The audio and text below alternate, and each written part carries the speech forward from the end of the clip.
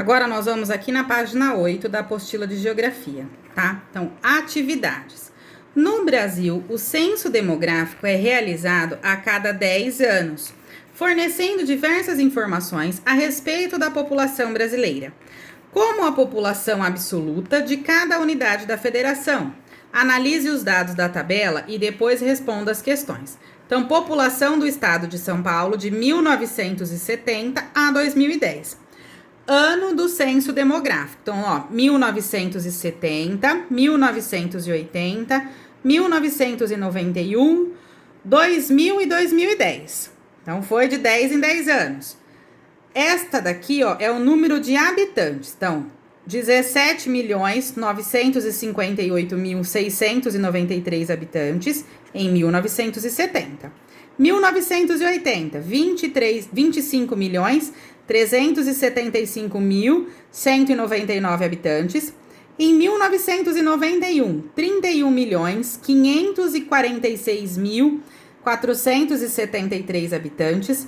Em 2000, 36.969.476 habitantes. Em 2010, 41.262.199 habitantes. Então, esta daqui é uma tabela feita pelo IBGE. Qual é o título da tabela acima? Nós acabamos de falar já. Então, vou responder aqui. Quantos censos demográficos são mostrados na tabela? Em que ano eles foram realizados? Eu vou escrever aqui. Olhar quantos censos eu tenho na tabela, os anos e escrever aqui. Com base nos dados apresentados na tabela, o que podemos concluir? A população foi diminuindo, a população foi aumentando. O que aconteceu com o número de habitantes do estado de São Paulo de 1970 a 2010? O próximo censo demográfico a ser inserido na tabela seria 2020. Explique por que não houve a realização do censo neste ano. Nós já falamos isso em uma aula de geografia da outra apostila.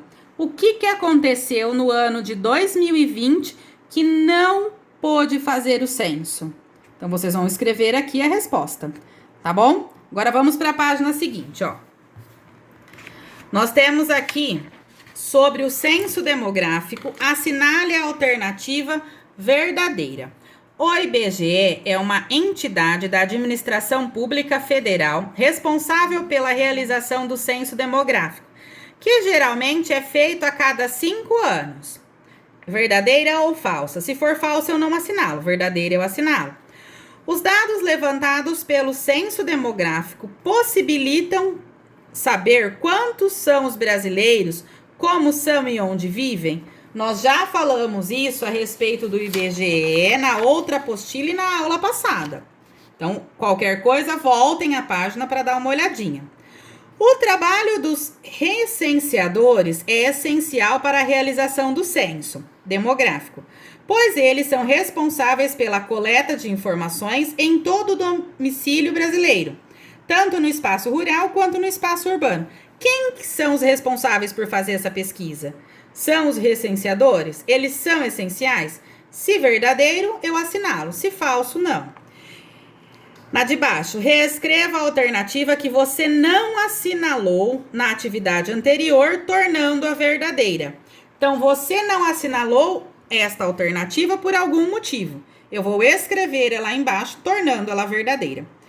A atividade de baixo, eu vou só ler e vocês vão escutar, porque senão vocês vão ver a resposta, tá? Então, ó, complete a frase sobre a população paulista usando as palavras em destaque. São Paulo, indígenas, italianos, diversidade, população, etnias e cultural.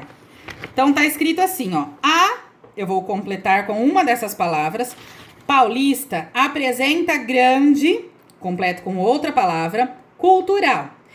Em função das diferentes que formam sua população, além dos que habitavam o atual território brasileiro, portugueses, africanos, alemães, japoneses, sírios, libaneses e espanhóis, são alguns povos que contribuíram para a diversidade de... E termino a frase. Então, nós já explicamos isso, a professora já explicou isso para vocês, que nós temos uma diversidade de cultura no estado de São Paulo e no Brasil. Por quê? Porque vinham muitas pessoas de fora, de outros países, na criação, na formação da cultura do Brasil. A mesma coisa em relação ao estado de São Paulo. Então, terminamos aqui a nossa atividade.